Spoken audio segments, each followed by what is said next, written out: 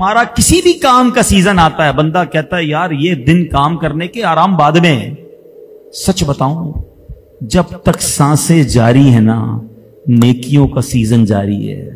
کر لو جتنی کرنی ہے، مر گئے نا، ایک بار سبحان اللہ کہنے کا موقع نہیں ملے گا، ایک بار 2 رکعت نفل پڑھنے کا موقع نہیں، ابھی چانس ہے، ابھی سمیٹ لو نیکیاں، مگر ابھی فضول کاموں میں پڑے ہوئے ہیں۔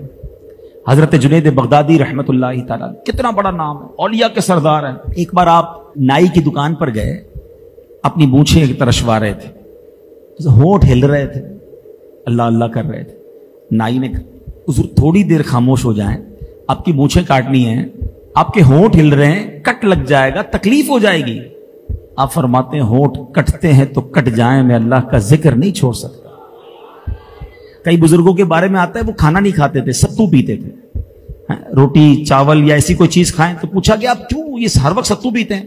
فرمایا میں نے کیلکولیٹ کیا کہ روٹی کھاتا ہوں تو ٹائم زیادہ لگتا ہے، ستو پیتا ہوں تو تھوڑا ٹائم بچ جاتا ہے، 90 تسبیحات زیادہ پڑھ لیتا ہوں۔ ایسا کیا تھا بھائی، نمازیں بھی پڑھ رہے تھے، روزے بھی رکھ رہے تھے، اتنی تسبیح، اتنا ذکر، وہ جانتے تھے سیزن لگا ہوا ہے، جتنی کما لوں گا نیکیاں قبر میں کام آئیں گی، جنت میں اعلیٰ درجہ ملے گا۔ They know it very well۔ ہم کہتے ہیں پیسے کمانے کا سیزن ہے، سوچو فرق کتنا ہے۔ یہ مائنڈ سیٹ تھا، مگر ہم میں سے کئی لوگ ایسے ہوتے ہیں جو جدھر جاتے ہیں ادھر جا کر گناہ کرتے ہیں، ان تمام جگہوں کو اپنے گناہوں کا گواہ کر رہے ہیں۔ ایک تو بڑا وبال یہ میوزک آ گیا ہے، گاڑی کے اندر ٹیپ لگایا، گانے بج رہے ہیں۔ سوچو اللہ نہ کرے اسی حالت میں ایکسیڈنٹ ہو گیا تو یہ کیسی موت ہوگی، کبھی سوچا؟